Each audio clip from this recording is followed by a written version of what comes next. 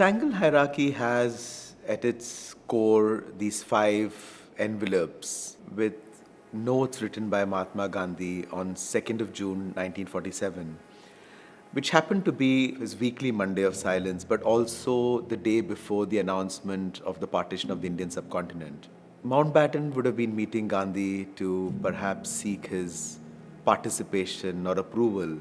We don't know what Mountbatten said to Gandhi, but in his silence, he leaves us these five notes that we view on that very date as the exhibition opens on 2nd of June, but 75 years later.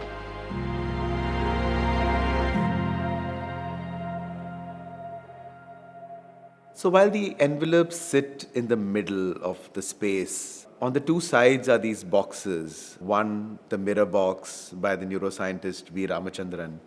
a box that reflects the existing arm of an amputee,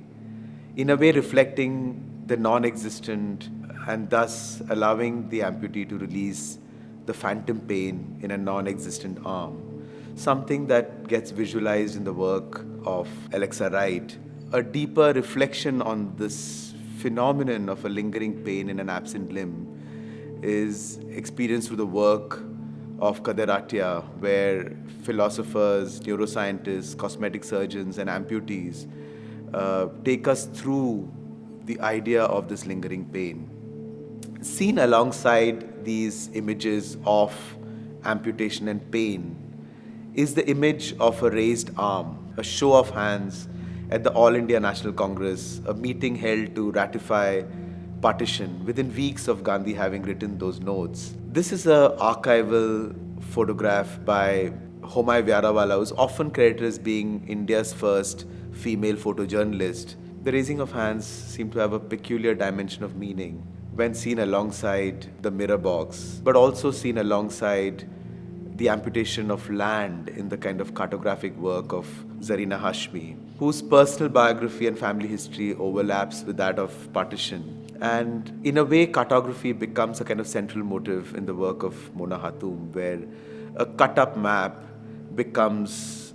a bag, sitting alongside trunks, boxes that traveled the very map that Zarina documents since the writing of these notes, alongside the stories of the refugees who carried them across the borders.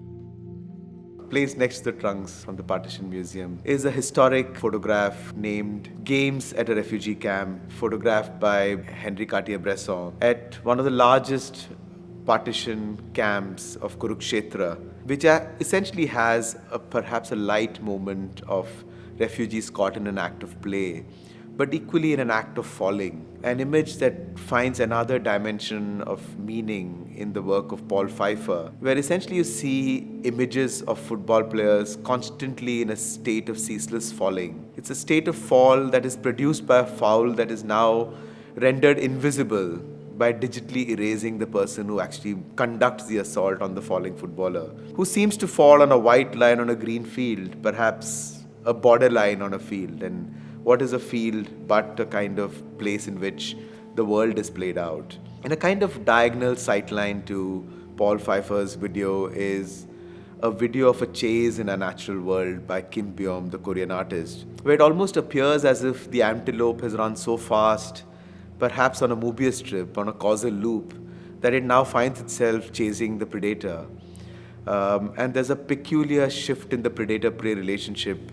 where the antelope seems to be constantly chasing the leopard. The image of a causal loop, which is almost like an undercurrent running through the exhibition,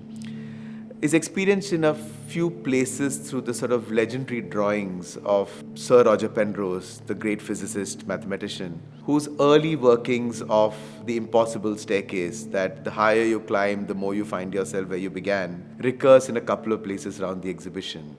And in the stairs leading up to the exhibition, you see it alongside audience-triggered tone, a sound of the Shepard tone by the cognitive scientist Roger Shepard, which essentially is a playing of the same set of notes, but our brain cognizes it progressively as an ascending tone. As you lead up towards the end of the exhibition, you realize that it's almost held in a form of parentheses in the work of Mykola Ridnyi, the Ukrainian artist, and Mona Hatoum, the British Palestinian artist, which is essentially the last image that you see of a world suspended, large continents of the world rendered in glass, gossamer, transparent, but yet reflecting the world in all its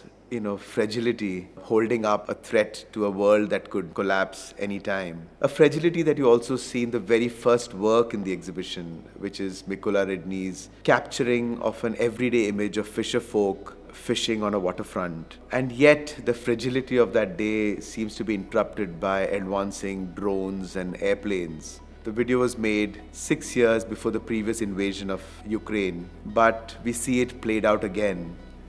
and again as we reflect on the Gandhi letters written 75 years before the date on which we read them. We seem to be caught in a tangled hierarchy, a certain kind of a causal loop, where we see a scale of human displacement in Ukraine which is almost every day matching up